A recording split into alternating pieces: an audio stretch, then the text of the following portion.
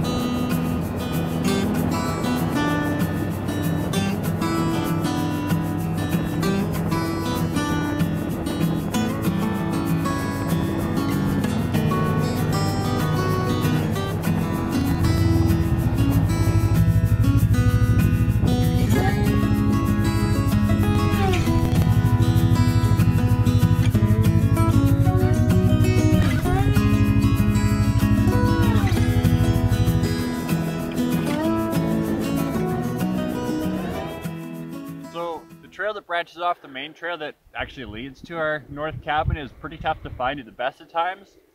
You know, we haven't been there for quite a while, and with lots of snow so far this year and no path into it, it's proven to be a real challenge to find.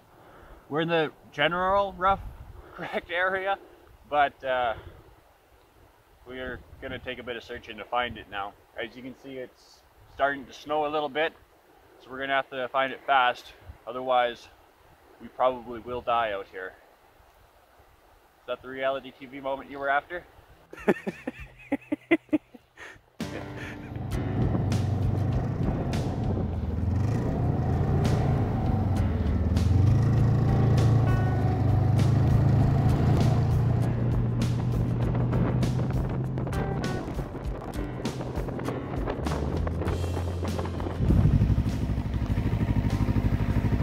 This is not the trail. We are lost.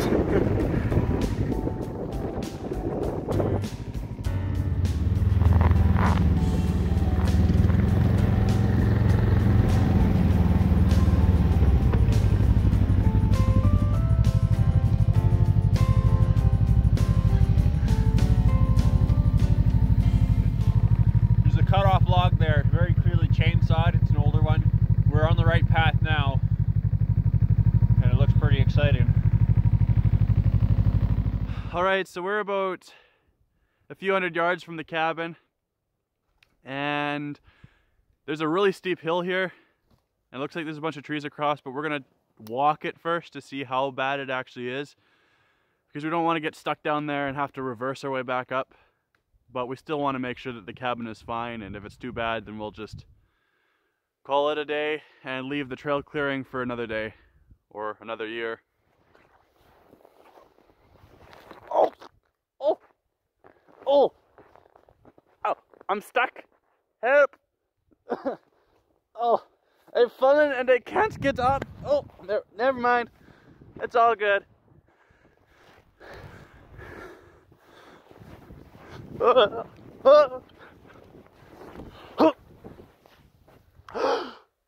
That was cold. Oh, don't you look so disappointed at me.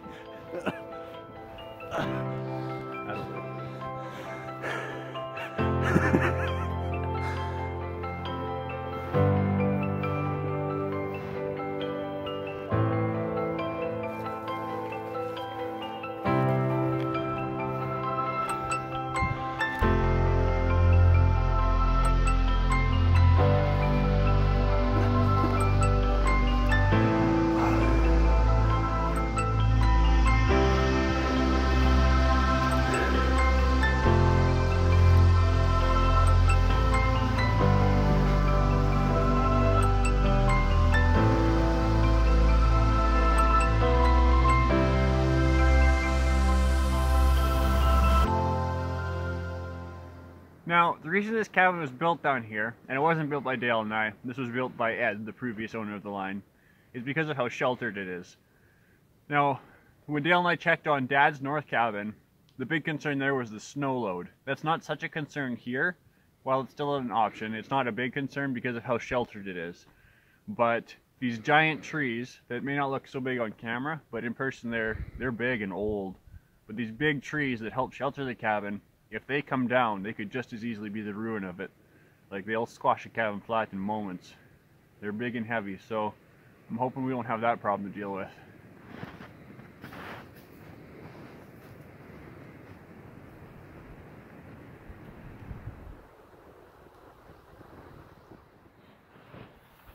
This is the cabin yard here.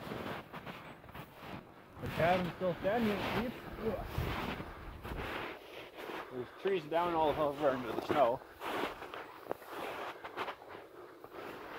I see at least 2 trees down on the cabin though, but it looks like it didn't actually damage it too much. Oh man. Some of you remember from our tour, I think we showed it in our tour, the old cabin at the main place we're staying, we use for storage and whatnot. We had one here too, but it looks like it's finished. It's been squashed. That's too bad. Ed, the guy that owned this before, told us stories of staying in those cabins. Now that guy was a real trapper. Bed's made of straw. Super low cabin roof, you have to bend over, you can't stand up anywhere in it. One tiny wee little window and one tiny wee little door. And he'd walk to each cabin. No snowmobiles then. He'd walk to each one. Even if it wasn't ever going to be used a whole lot for storage, it's just kind of disappointing to see a piece of history like that wiped out.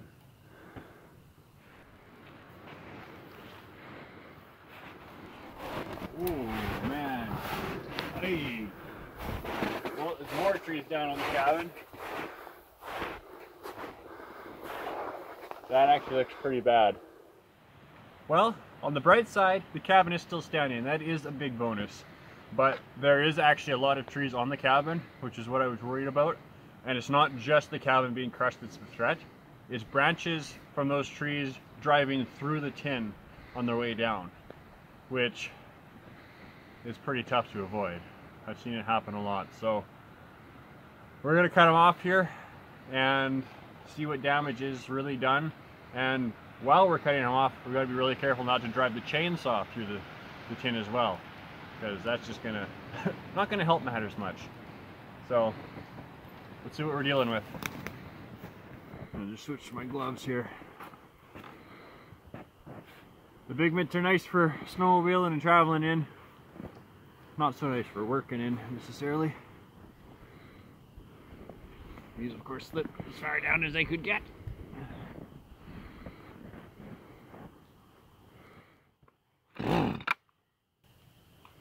Chain's pretty loose there. Hopefully it works for these few.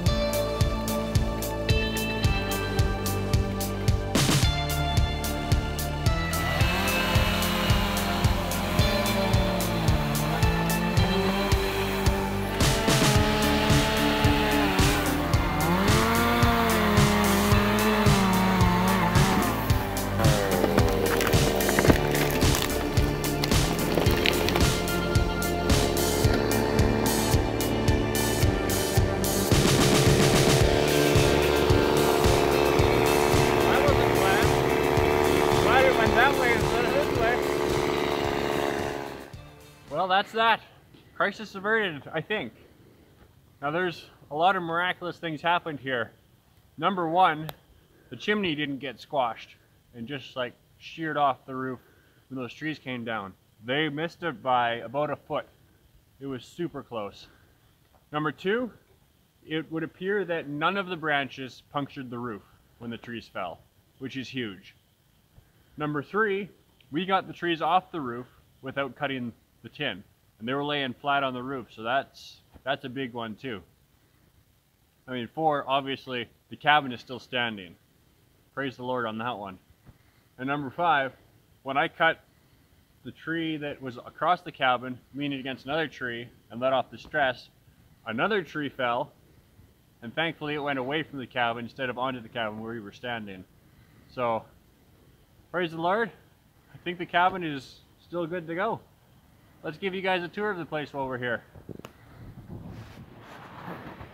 So this is the old cabin, the one that unfortunately is looking like its days are done. We got logs from the walls falling out, trees on it, it's crushed, but show you whatever we can here. This is the little door. This is what Ed was used to living in. And I'm not sure how much you can see, but you can take a peek in here. There's the bed. Here's a second bed. There's a little table.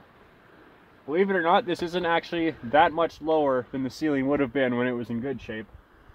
But the whole end wall has fallen out. It's done, but this is what trappers used to live in. Now let's go take a peek at what we live in now. So some of you might know why we have a bed spring over the door. And for those of you that are kind of like, why on earth would you do that? This is to keep bears out. Because bears will come up to a door where they smell like there's been lots of going in and out, and they'll push on and they'll paw on it, and eventually they'll break their way into the cabin and make a big mess. But if you put something in front of it like this, it generally keeps their curiosity at bay. They push on a little bit, nothing really gives a whole lot, so they leave it for another day.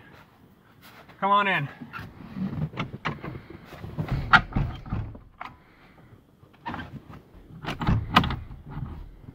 I'll get in eventually. There we go. Come on in. All right. Like I said, Dale and I haven't actually stayed in this cabin before. It's just good to know that it's still standing, so if we need to, we can. The door obviously is going to need a little bit of shaving down. It's had some shifting over the years, but this is it. It's very much similar to the main cabin we stay at. It's a little taller ceiling, as you can see. I can just barely touch the top. It's got a bunk bed and a regular bed, so actually us three brothers could come stay sometime. It obviously needs new bedding. Like, it's been pretty rough shape and needs a good cleaning, but this is it.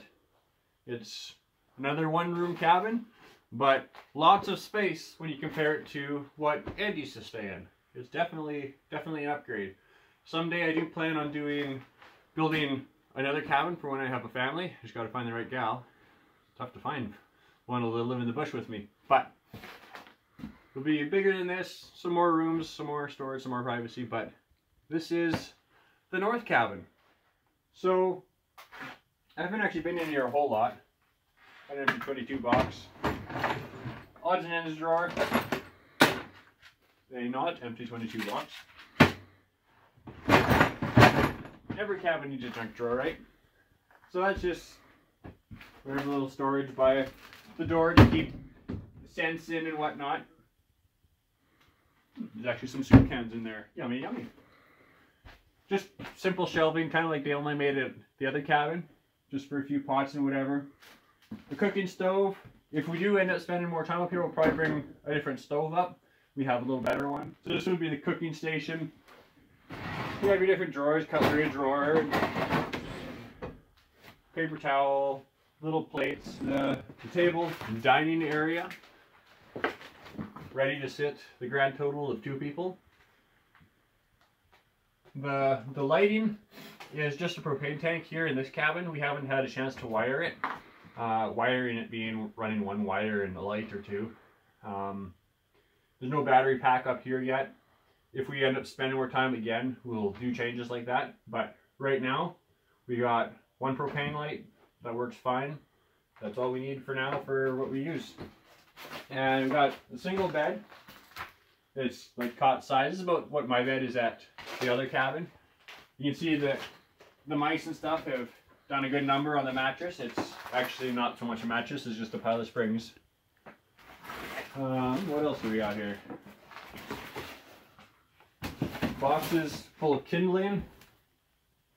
A box full of insulation the squirrels have been enjoying. That's just basically a bag of rags. And on the lower bunk, we have an empty can. More kindling. Nails. What do we got under here? Not a whole lot. More cans. An old stove pipe in case of emergency. Happens that this one needs a replacement. We got the good old-fashioned Woodsman wood box.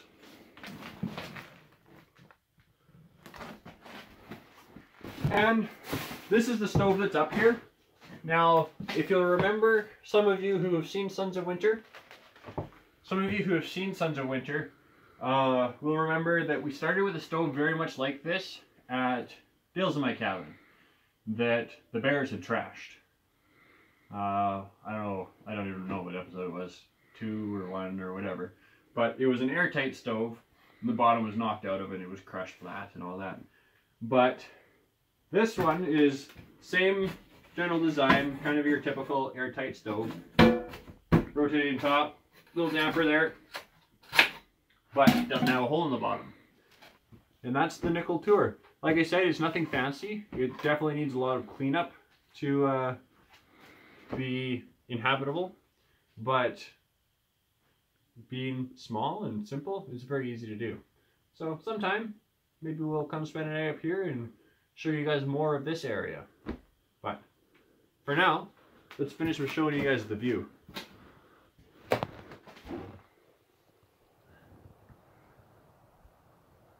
There it is, guys. It really is a gorgeous place. Gorgeous, gorgeous. Here, the lake view out front, the big trees in around the cabin, not on the cabin, is better. It really is a very beautiful spot. So thank you for joining us. Remember to like, comment, and subscribe. Throw your thoughts in the comments. We'd love to hear from you guys. And join us next time. Meanwhile, we're going to head back to the cabin, and we'll see you guys next time.